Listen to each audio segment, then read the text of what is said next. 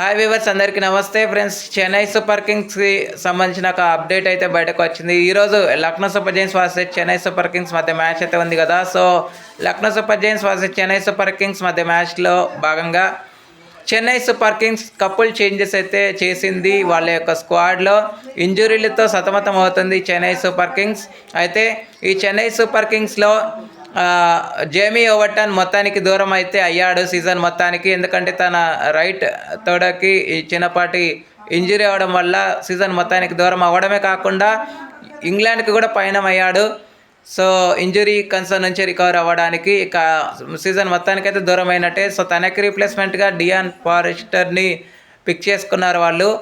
Bat with ball performance అయితే ఉందని తెలుస్తుంది. పిఎస్ఎల్లో చాలా మంచి పర్ఫార్మెన్సెస్ కూడా ఇచ్చాడని తెలుస్తుంది. అండ్ రామకృష్ణ ఘోష్కి కూడా మెక్మిల్ అనే కర్ణాటకకు చెందినటువంటి బౌలర్ని వాళ్ళు పిక్ చేసుకున్నారు. సో వీళ్ళిద్దరూ లేని లోటు, ముఖ్యంగా జేమీ ఓవర్టన్ లేని లోటు అయితే సిఎస్కేకి కొట్టొచ్చినట్టయితే కనబడుతుంది.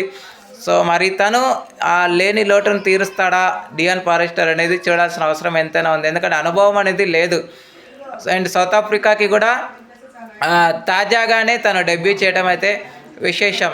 అండ్ ఇంకొక విషయం ఏంటంటే తను ఆల్రౌండర్ కింద కొంచెం అయితే బ్యాటింగ్ అయితే చేయగలడు అని అయితే తెలుస్తోంది. మరి చూద్దాం ఎంతవరకు నిరూపించుకుంటారనేది.